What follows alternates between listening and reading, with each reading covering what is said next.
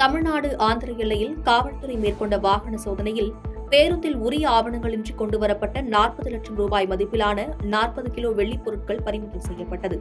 தமிழ்நாடு ஆந்திர எல்லையான ஆரம்பாக்கம் அருகே எலாவூர் ஒருங்கிணைந்த சோதனைச் சாவடியில் போலீசார் தீவிர வாகன சோதனையில் ஈடுபட்டிருந்தனர். அப்போது ஆந்திராவில் இருந்து சென்னை நோக்கி வந்த தனியார் சொகுசு பேருந்தை சோதனையிட்ட போது சிலரது பையில் ஏராளமான வெள்ளிப் பொருட்கள் இருந்தது தெரியவந்தது. இதனையடுத்து பேருந்தில் உரிய ஆவணங்கள் இன்றி கொண்டுவரப்பட்ட சுமார் 40 லட்சம் ரூபாய் மதிப்பிலான 40 கிலோ வெள்ளிப் பொருட்களை போலீசார் பறிமுதல் செய்தனர். அவற்றை கொண்டு வந்த மசூலிப்பட்டினத்தை சேர்ந்த நாராயணன், கோபி ஆகிய இருவரிடம் நடத்திய விசாரணையில் ஆந்திராவில் இருந்து வெள்ளிக்கட்டிகளில் சுவாமி சிலைகள், கொலுசு தயாரித்து சென்னை சவுகார்பேட்டையில் விற்பனைக்காக கொண்டு செல்வதாக விசாரணையில் தெரியவந்தது. தொடர்ந்து காவல்துறையினர் இருவரிடம் விசாரணை மேற்கொண்டு வருகின்றனர்.